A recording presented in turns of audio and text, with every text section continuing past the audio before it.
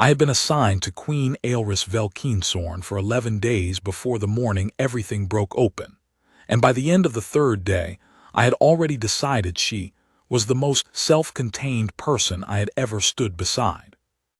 That is not a small statement. I spent 22 years in the compact joint forces, most of it on the frontier, and the last 4 as a senior escort sergeant attached to multilateral diplomatic operations. I have stood beside foreign ministers who could negotiate while bleeding from a shoulder wound. I have stood beside sovereign commanders who held a calm face while their aide whispered that a fuel depot had just gone up and they would need to restructure the entire eastern supply chain before noon. I have stood beside people who were falling apart on the inside and constructing perfect composure on the outside so that no one in the room would know. I know what composure looks like when it is earned, when it is performed, and when it is both at once, layered over each other the way old paint layers over old paint. Aelris Velkinsorn's composure was entirely earned. She carried it the way a person carries a thing they have been holding a long time, not showing the weight, but not pretending there wasn't any. She was 38, which in Velsorn reckoning put her in the early middle of a long sovereignty, and she had been queen for 9 of those years. Her skin was deep jade green, the color of still water over dark stone in the right kind of light, and her eyes were pale amber, the particular amber you see in late afternoon when the sun comes through eastern windows and catches the grain of old wood. She was not tall for a Velsorn. The sovereignty's senior advisors often had a head on her, sometimes more. But she had a quality of stillness that made her the fixed point in any room she entered. People oriented toward her the way a compass needle orients toward north, not because she commanded it, but because she was the kind of person whose presence made other presences feel approximate, like they were drafts of something she was the final version of. My job was straightforward. I was one of 6 escort personnel attached to the Velkinsorn Sovereignty Delegation for the duration of the Thresholveth Multilateral Summit. The summit was a 3-week affair, rotating through the Thresholveth Sovereignty Summit Station's Grand Assembly Complex, its bilateral meeting wings, and its formal dining tier. 11 sovereigns and their delegations, 42 working sessions, and approximately 900 people who all had competing opinions about the station's temperature settings and the precise wording of procedural amendments to documents that would govern resource allocation across 6 star systems for the next generation. My specific assignment was close personal escort for Queen Aelris during assembly floor sessions and transit between the station's venues. Her senior advisor, Keeper Velmuin Seath, a careful, deliberate man of about 60 who moved through rooms with the practiced economy of someone who had been doing this for a very long time, handled the political work. 2 junior advisors handled documentation and floor communications. My job was the 12 feet of space around her, the corridors between rooms, the question of whether the water carafe on the assembly table had been sealed and verified before she touched it, and the awareness at all times of every person within arm's reach of the woman I was assigned to protect. 11 days. I learned her rhythms the way you learn any principal's rhythms, by watching, by not inserting yourself, by being useful in the quiet ways that don't require acknowledgement, and don't demand that the person you're protecting acknowledge the fact of being protected. She took her morning briefing standing at the east window of the delegation suite, where the station's artificial dawn came in at a low angle and lit the document in her hands from below. She drank steep grain concentrate from a flask that came from the delegation's own supply, sealed and verified. She asked her advisors direct questions and then waited for the actual answer rather than the prepared version, which was a rarer quality than it sounds. Most principals, in my experience, ask a question and then half listen to the answer while they compose the follow-up. She listened completely. She had a habit, when she was thinking through something difficult, of very slightly tilting her head to the left and going quiet for a moment that most people would have felt compelled to fill with more words. I learned not to fill it. She noticed that I didn't, eventually. I could tell from the way she stopped adjusting her posture when I came into proximity, the small physical recalibration of a person who has stopped bracing against the possibility of intrusion. On the 9th day, she said, without particular occasion, while reviewing a briefing document at the east window, "You have been quiet for 9 days, Sergeant Dunmore." She had started to say 11. I filed that away. It meant she had been counting. Most of the compact escort personnel feel that silence requires explanation or apology. "It doesn't," I said. She looked at me for a moment with those amber eyes, a longer moment than the statement warranted. "No," she said, "it doesn't." That was the longest personal exchange we'd had in 9 days. I didn't push it further. She went back to her briefing notes, and I went back to watching the door and the window and the corridor outside, which was what I was there for. I tell you all of that because what happened on the 11th day only makes sense if you understand what I knew about her by then. I knew her cadence. I knew her silences. I knew the specific quality of her composure, what it looked like when she was working through a difficult political problem versus what it looked like when she was tired versus what it looked like when she was 3 hours into a session and maintaining focus through an act of will. I knew these things the way you know the sounds of a building you've lived in, not because you cataloged them consciously, but because you were present and paying attention, and the knowledge built itself. Which meant I knew, with the particular certainty of a man who has spent 22 years reading the space around a person for anything that didn't belong, that something was wrong. It started in the East Preparation Corridor, 40 minutes before the morning assembly session.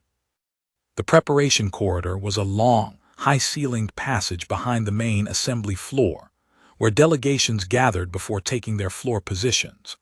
There were water stations along the east wall, a row of secure document holders under a line of narrow windows, and a filtered daylight quality that the station's environmental systems produced at 8:50 that was slightly warmer and more golden than the rest of the morning's lighting. The delegations used the corridor in the 40 minutes before each session for final briefings, last consultations between advisors, small corrections to the day's agenda items. It was always busy, always slightly tense in the productive way that busy professional spaces are tense. The particular energy of people who are about to go into a room where what they say and do will matter. Queen Aelris arrived with Keeper Seath and the 2 advisors at 38 minutes before session. I took my position 2 paces behind her right shoulder and ran the standard ambient assessment. Identify the other delegations present, note their configurations and the distances between them, confirm the location of the 2 compact security officers at the corridor's north and south ends, confirm that the water station nearest our floor position had been cleared by the advance team that morning. It had. I had checked it myself at 6:15 and again at 7:30.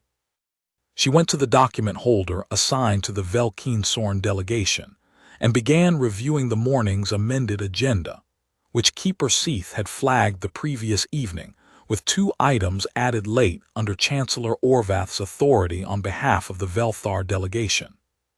I had been briefed on those items in the same security review where I was briefed on the water station and the corridor protocols. They were procedural additions, a timing amendment to a resource framework vote, and a request to extend the morning session by 30 minutes. Standard summit mechanics, the kind of thing that got added to agendas regularly when delegations wanted to shift the day's rhythm. Nothing that should have caused concern.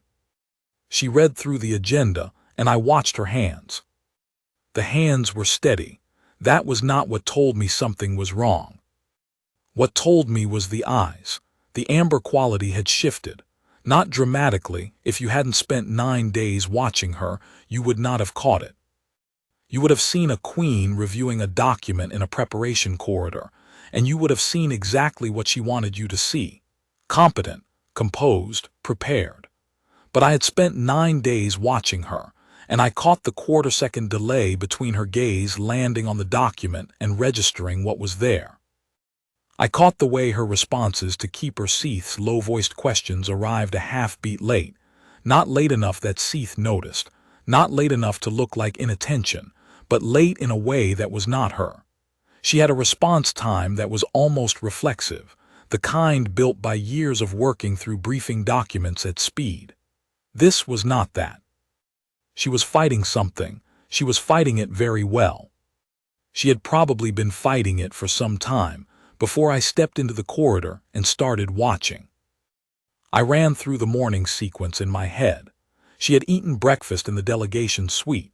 I had been in the exterior corridor outside the suite's main door, standard positioning. She had consumed the steep grain concentrate from the delegation's sealed supply. I had not seen her touch anything from the station's general domestic service that morning, but I had not been inside the suite during the pre-breakfast window. I had been at the corridor security check that ran from 600 to 6:45. 45 minutes where I was not the person watching what came into contact with her. Something had happened in that window, something I had not been present for. I kept my face flat and stayed at my position, and I waited, and I watched, and I quietly began building the assessment of what I was going to do if this got worse on the floor. The assembly session opened at 900 under the Thresholvath Sovereignty's presiding officer, Keeper Velorvath Dean, a tall man with silver-pale skin, and the particular calm of someone who has run 41 sessions in 11 days without a significant procedural incident, and intends to maintain that record. The main assembly floor was a wide oval chamber with 3 tiers of delegate positions arranged in a bowl around a central floor space. The presiding officer's station sat at the north end, slightly elevated. The acoustics were engineered to carry every voice to every seat without amplification. It was an older design philosophy, the idea being that every speaker should be heard precisely as they sounded, without mediation. In practice, it meant the room breathed with a constant low ambient quality. The combined presence of 200 people sitting, shifting, conferring in low voices, existing. Queen Aelris took the Vel Keensorn delegate station on the second tier, left side. I stood behind and to her right in the escort position, which in the chamber's protocol meant I was technically off the delegate floor but within the chamber's security perimeter. Standard positioning. Her station gave her a clear sightline to Keeper Velorvath Dean at the north end, and across the oval, to the Velthar delegation's cluster of 4 stations on the opposing second tier, where Chancellor Orvath sat with 3 advisors. I had watched Orvath for 11 days. He was 61 and had been Chancellor for 14 years, and moved through rooms with the deliberate ease of someone who has already concluded the negotiation in his head, and is simply waiting for the other party to arrive at the same place. He had pale blue-gray skin and eyes the cold color of old ice, and in 11 days of sessions, I had not once seen him surprised. He said what he meant to say at the moment he calculated it would land hardest. He was good at it. He was the kind of political operator you respect and do not trust and do not turn your back on, and I had been tracking his position in every room we shared for 11 days. The first 40 minutes of the session were standard. Agenda confirmation, 2 bilateral resolutions carried forward from the previous day's working sessions, a procedural note from the compact delegation about water rights language in Section 7 of the Draft Resource Framework.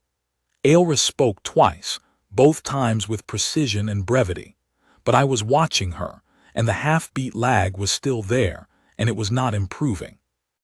If anything, in the 40 minutes since the corridor it had gotten fractionally worse. Whatever was in her system was not dissipating, it was holding. At 43 minutes into the session, Chancellor Velthar Orvath rose from his station. The room shifted. That is the only accurate description. The ambient sound did not disappear, but its quality changed. It became the sound of 200 people recalibrating simultaneously, the specific noise of a room that has registered something and is now running its own assessments. Protocol 7, Section 3, was an old instrument. It had been invoked twice in the recorded history of multilateral summits, both times in circumstances of genuine sovereignty concern, and every delegation in the room had briefings that included it. When Orvath named it, every advisor in the chamber had the same response: a slight stillness, a controlled reorientation of attention. The challenge required the primary representative to provide a verbal countercitation of their sovereignty mandate, a specific clause from their sovereignty's founding charter, within 3 minutes of the challenge being filed. It was designed to be unambiguous. Either you knew your own mandate or you didn't. Either you were competent to hold your sovereignty's position in the session or you weren't. The presiding officer had almost no discretion in the mechanism. If the countercitation was not provided within the window, the challenge was upheld and the representative's standing was suspended. Aelris had that citation. I knew she had it because I had observed her reviewing it twice in the previous week. It was standard protective preparation, the kind any experienced sovereign would maintain. She knew it the way she knew her own name. She had held this sovereignty for 9 years. The founding charter's competency language was not something she would have forgotten on a good day. But this was not a good day. She stood, which was required by Protocol 7, and she drew breath to speak, and the half-beat delay happened, and then it happened again, and I watched her reach for the language and find the fog where the language should have been. I understood then. I understood it completely, with the cold and specific clarity that comes from a threat assessment arriving all at once rather than gradually. The suppressant, whatever they had put in the delegation suite's morning water service, whatever had gotten to her in that 45-minute window, had been calibrated. It was not a disabling dose. It was not meant to incapacitate her. It was meant to produce exactly this: enough cognitive interference to delay her recall of a specific piece of technical language under the pressure of a timed public proceeding. Enough to make her appear, for 3 minutes, like someone who did not know her own mandate, which, under Protocol 7, was all it needed to do. Someone had built this. Someone had calculated the window. Someone had decided that the cost of what they were doing to her was acceptable. The 3-minute clock began. I knew the count because I had been running it in my head since Orvath stood up, the same way I track any time-sensitive assessment in a security context. Not consciously, just there, reliable as a second heartbeat. 90 seconds. She was still standing, still fighting, and she was fighting with everything she had, and the fog was not clearing. Her hands on the edge of the delegate station were steady, but the steadiness was costing her. She was spending every resource she had on keeping herself upright and composed and present, and the resource she needed to produce the citation was not available because the fog had settled over exactly that part of her mind. I began to move at 90 seconds. I want to be clear about what I knew I was doing. My role in the assembly chamber was defined by the summit's escort protocol, which I had read twice and which I understood completely. Escort personnel remained at the chamber's perimeter. Escort personnel did not approach delegate stations. Escort personnel did not cross the floor during an active session under any circumstances short of a direct physical threat to their principal. The protocol was not ambiguous. The protocol was exactly what it appeared to be. I crossed the floor anyway.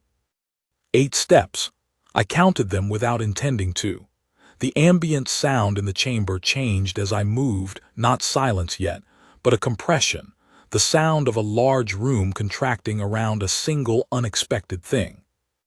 I came around the front of her station, and she looked at me, and the unfocus in her eyes was worse than it had been in the corridor, worse than I had seen it all morning. And there was something in her face that I had not seen there in 11 days.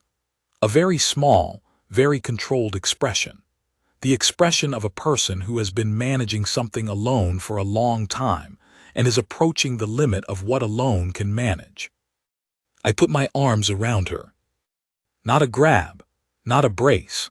I put my arms around her the way you hold a person who is still standing but should not have to stand alone in front of 200 people, while someone uses a calibrated chemical agent to make them look like they don't know who they are. She was smaller than she appeared from 2 paces behind her right shoulder. I registered that clearly, the fact of her actual physical dimensions against my chest, the realness of her, the specific weight of a person who has been sovereign for 9 years and earned every year of it. She smelled like the steep grain concentrate she'd had at breakfast, and something faintly green and mineral that I associated with the Velkinsorn delegation, Sweet's environmental blend, which was different from the rest of the station's air, in a way I had been aware of for 11 days without consciously noting it until this moment. Her hands came up and gripped the front of my jacket. Not clinging, not the grip of someone losing their footing, the precise, deliberate grip of a person who has assessed the available options and made a decision about which one to hold on to. Her fingers found the fabric at the center of my chest and took hold of it, and I felt the steadiness of that grip, and I kept my arms exactly where they were. The assembly fell silent. I do not mean the ambient sound reduced or that voices lowered. I mean the sound stopped. Every voice, every shifting body, every whispered exchange between advisors gone. 200 people and the absolute silence of a room that has witnessed something it does not have a category for. The kind of silence that has physical weight. You could feel it against your ears the way you feel a pressure change. I was not thinking about the silence. I was thinking about her breathing. She was bringing it under control. I could feel it. The deliberate work of a person using the stillness of being held to do what she had not been able to do while standing exposed and alone. The fog did not clear instantly. It took the better part of a minute, and during that minute I held her and the room stayed silent, and the 3-minute clock finished its count somewhere in that silence, and it did not matter, because Keeper Velorveth Dean had not spoken yet. He spoke after the minute. His voice in the silence was precise and level, carrying to every seat the way the chamber's acoustics were designed to carry a voice. He said, "The session recorder will note for the formal record that the Velkinsorn sovereignty's primary representative is receiving support from her assigned compact escort personnel." He paused, a deliberate pause, the pause of a man with 11 years of experience choosing his next words in front of 200 people. The session recorder will further note that the presiding officer has identified potential grounds for a procedural review of the conditions under which today's Protocol 7 challenge was filed. The challenger delegation's primary representative is requested to remain at his station pending inquiry.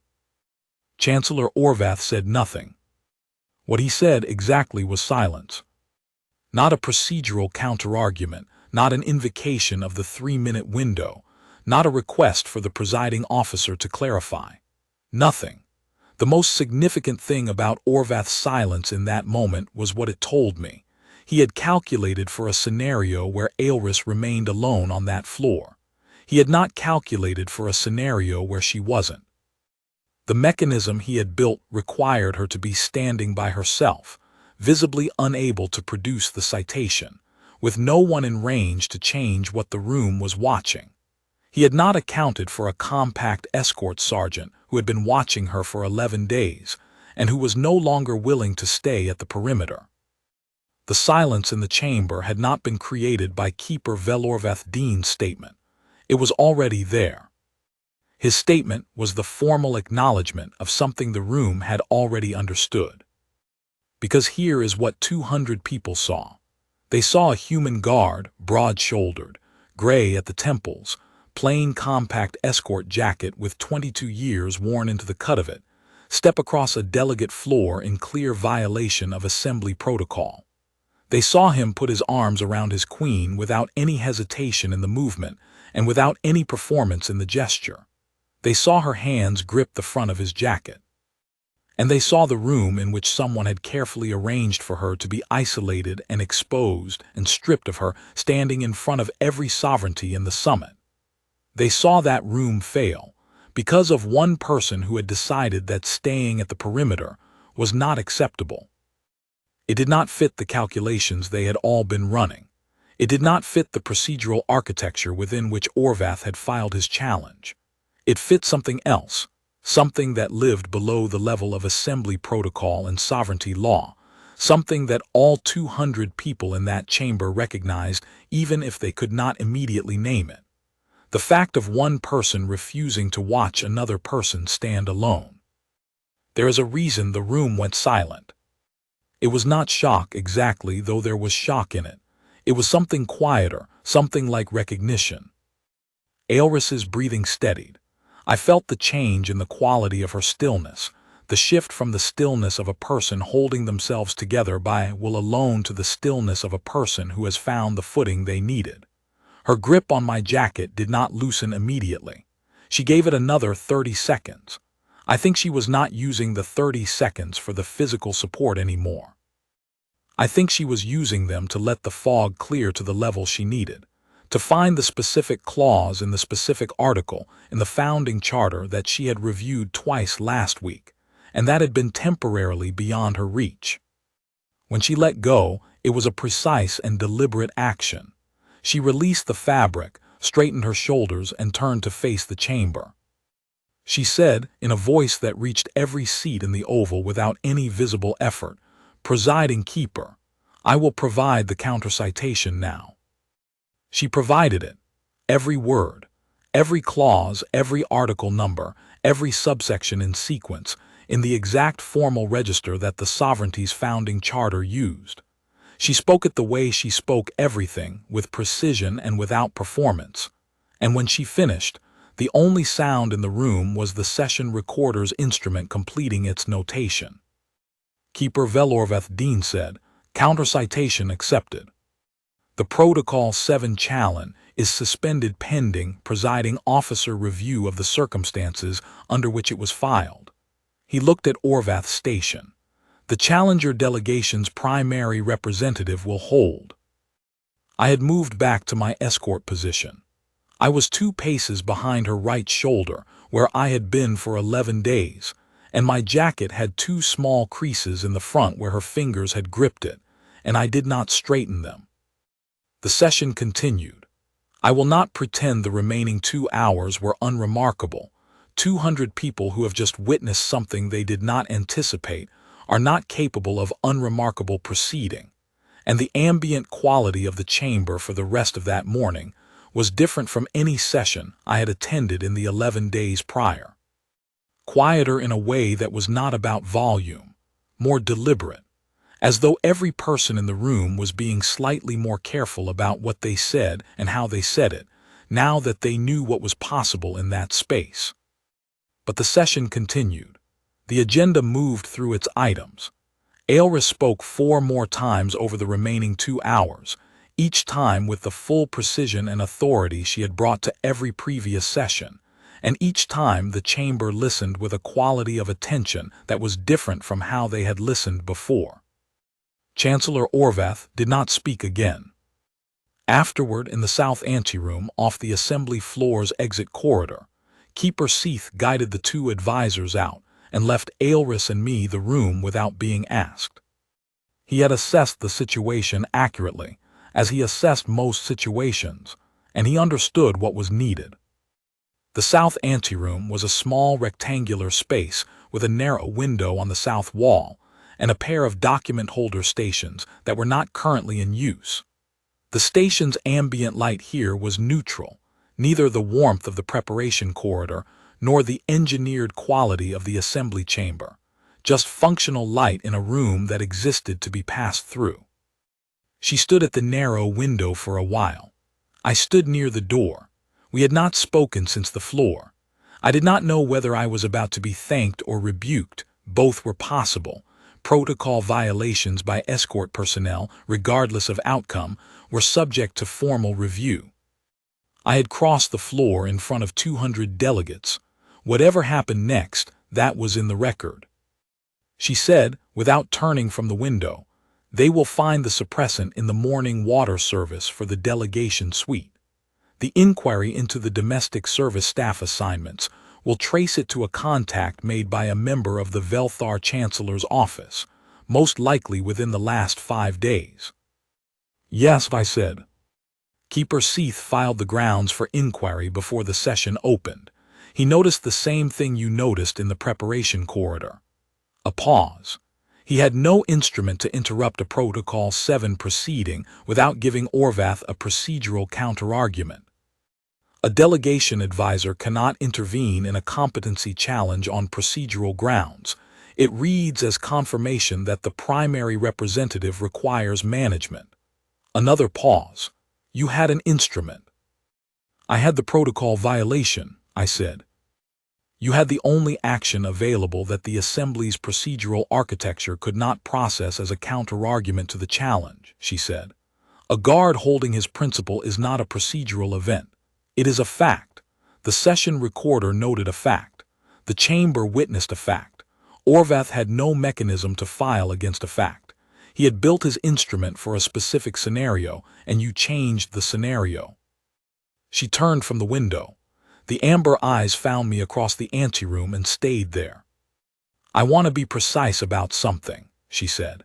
She moved a few steps from the window into the center of the room, not closing the distance between us but not maintaining it as a formal position either.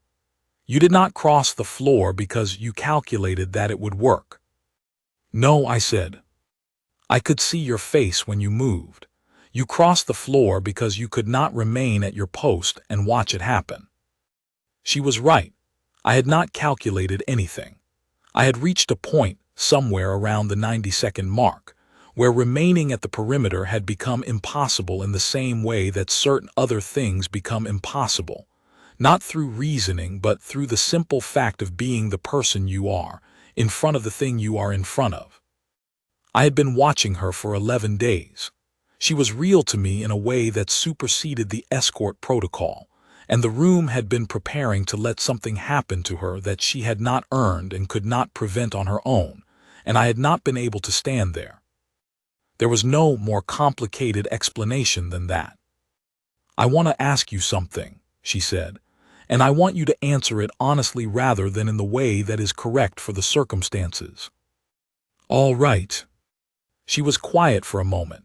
Then, if I had been a lesser sovereign, someone whose standing in that chamber was more ambiguous, whose mandate was less established, whose record gave the challenge more traction, would you still have crossed the floor? I thought about it. I gave it the honest attention she was asking for. Yes, I said, I would have. A longer pause than the last one. She was looking at me with an expression I had not seen on her face before, not in 11 days of watching her at every angle. It was not warmth, exactly, or not only warmth. It was the expression of a person who has been running a precise and demanding calculation for a long time and has just found that one of its components is what she thought it was. I know, she said very quietly. That is why I am asking you and not telling you. I didn't understand that entirely. I understood it better later, over the weeks that followed, as the inquiry ran its course and the summit moved through its final 9 days, and I remained 2 paces behind her right shoulder at every session. I understood it better when Keeper Seath filed the formal documentation of the morning's events with the Assembly record, and the documentation named what I had done without characterizing it as a violation, because Keeper Seath was a careful man who understood the difference between the letter of a protocol and what it was written to protect. I understood it better 4 months later, when Chancellor Orvath's challenge was formally dismissed on grounds of procedural manipulation. The suppressant had been traced to the domestic service staff, and the contact to a representative of the Velthar Chancellor's office, exactly as she had said. The inquiry's findings went into the summit's permanent record. 4 months after that, Orvath resigned. But in the south anteroom, I understood only part of it. She stood in the center of the room and said, "When I was holding onto your jacket, I was not thinking about the counter-citation." "No," I said. "I was thinking that the room had been very loud before you crossed the floor. Everyone present, everything proceeding, and all of it arranged so that I was standing alone in the middle of it." A pause. "And then you crossed the floor, and I was not alone, and the room went quiet." Another pause, and something shifted in her voice, not breaking, nothing that could be described as anything other than control, but the quality of a thing that has been held at a careful distance and is allowing itself to be slightly less distant. I have been queen for 9 years, Sergeant Dunmore. I have run very precise calculations about every person around me for 9 years. It is necessary. It is what the sovereignty requires. She stopped. I had not calculated for the possibility that someone would simply cross the floor. There was nothing in that statement that asked for a response. She was not asking for reassurance. She was giving me a piece of accurate information about what had been true and leaving it where it landed. You were not alone, I said, because it was the accurate reply, because it had been true for 11 days, not just in the chamber. 2 paces behind her right shoulder is still in the room. Being in the room matters. She looked at me for a long moment. Something happened in those amber eyes that I will not try to describe precisely, because precision would reduce it.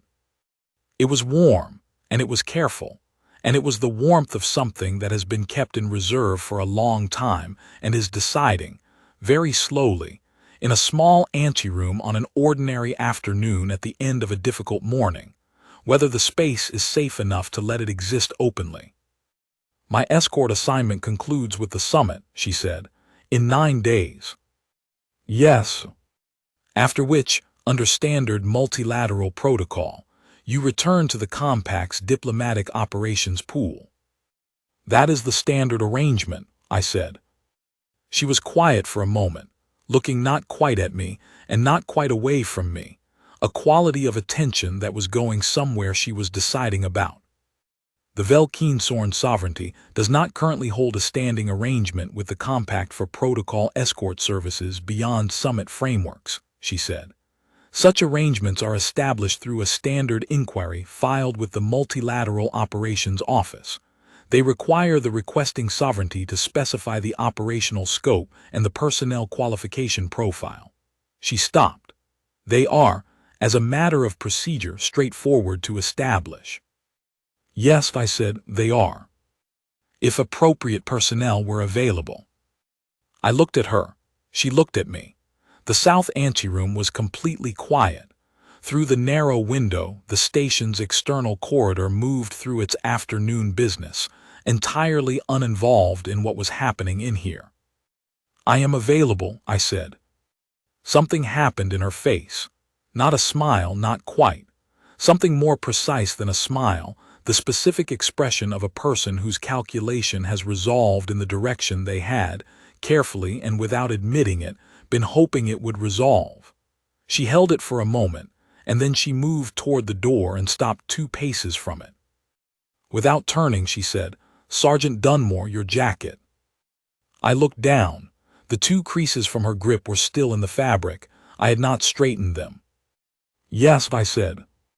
A pause. Leave them, she said. She went through the door. I followed 2 paces behind her right shoulder where I had been for 11 days, where I intended to remain. The summit had 9 days left. The inquiry would take 4 months. Keeper Seath would file the standing arrangement paperwork before the summit concluded. Because Keeper Seath was thorough and had assessed the situation accurately, as he assessed most situations. The creases were still in the jacket when he filed it. I left them there. They were accurate. They were the record of a fact, the fact that mattered most out of everything that happened in that chamber on that morning.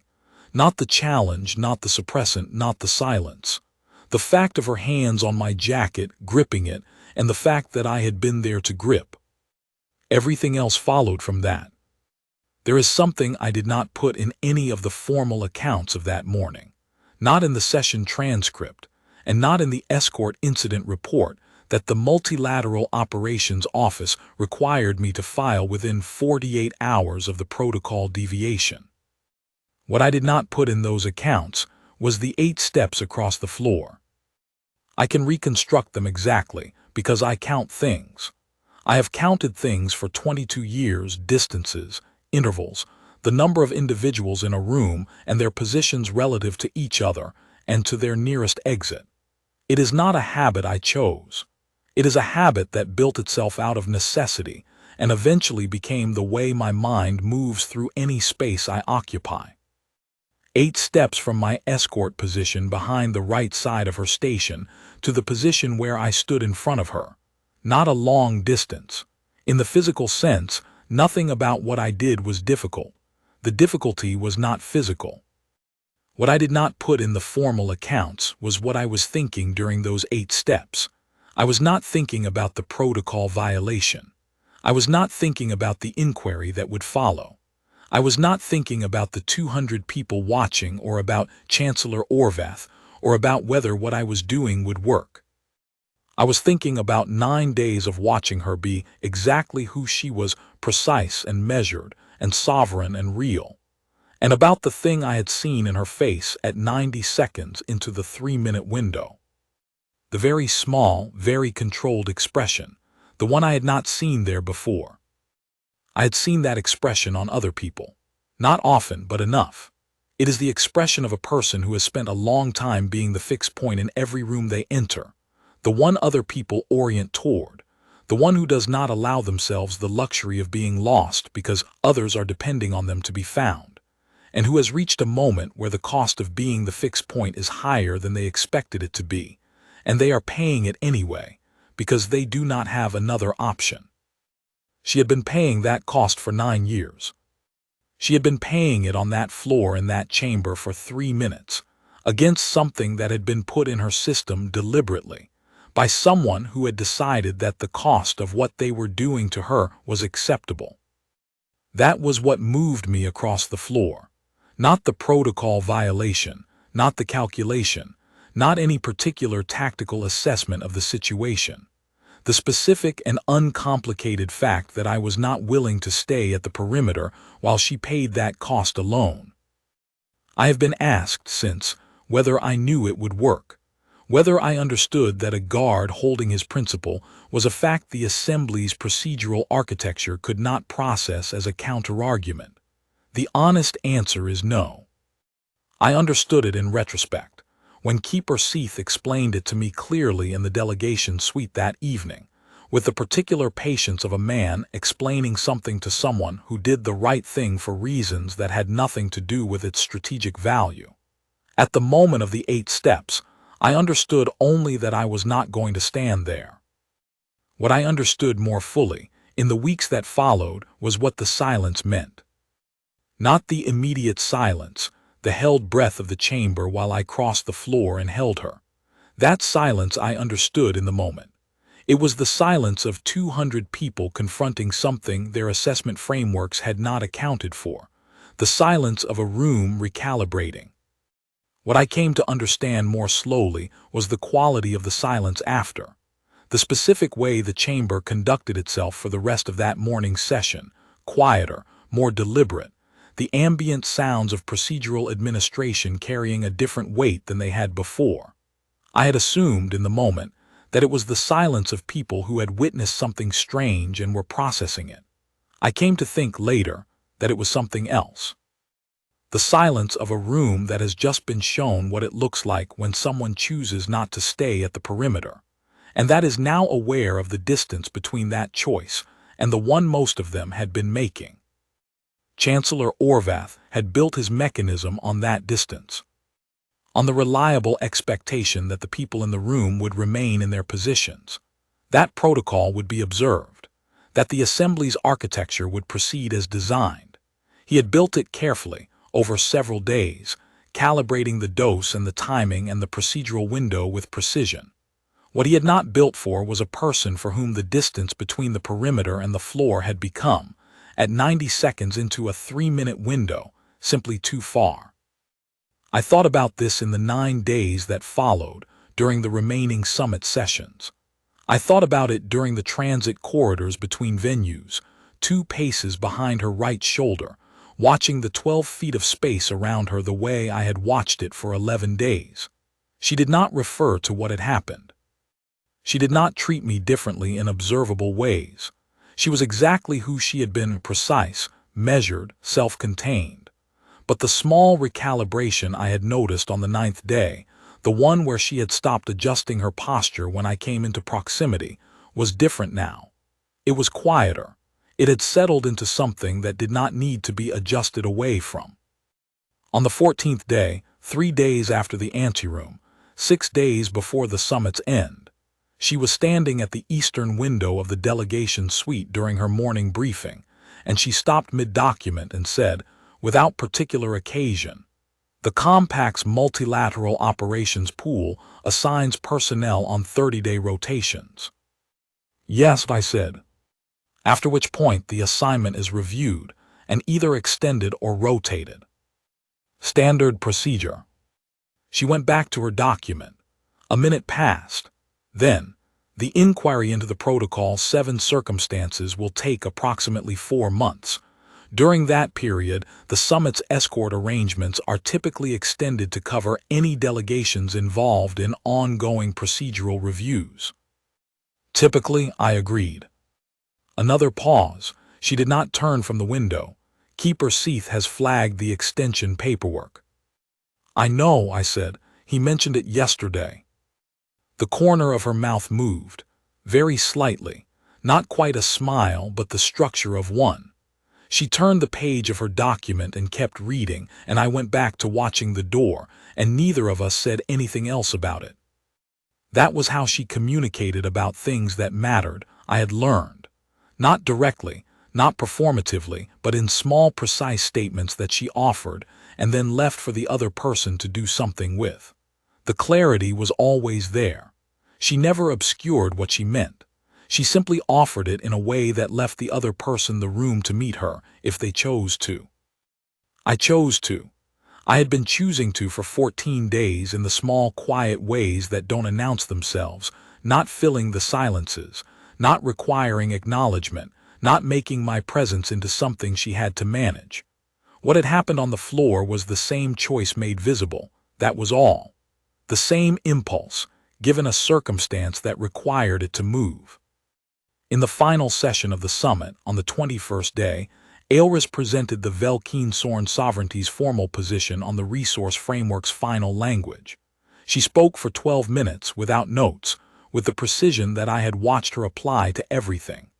The chamber listened with the particular attention that it had given her since the 11th day. Not deference, exactly. Something more considered than deference. The attention of a room that has revised its assessment and is now applying the revised version. When she finished, there was a moment before the presiding officer acknowledged the statement, a moment in which the chamber sat with what she had said. In that moment, she turned her head very slightly and found me, 2 paces behind her right shoulder, and held the look for 1 second, and then turned back. It was enough. Afterward, when the delegations filed out of the chamber for the last time, and the summit's administrative staff began the process of closing the venue, I stood in the corridor outside the south exit and waited, while Keeper Seath handled the final documentation. The other escort personnel moved around me, processing their own end-of-assignment procedures. Keeper Seath appeared from the south exit and stood beside me for a moment. He was not a man who spent words unnecessarily. He said, "The standing arrangement inquiry has been filed. Response is expected within the standard window." He paused. "The sovereignty intends to specify the personnel qualification profile in some detail." "I expected as much," I said. He looked at me with the careful eyes of a man who has watched everything and noted everything for 60 years and intends to keep doing so. "Good," he said.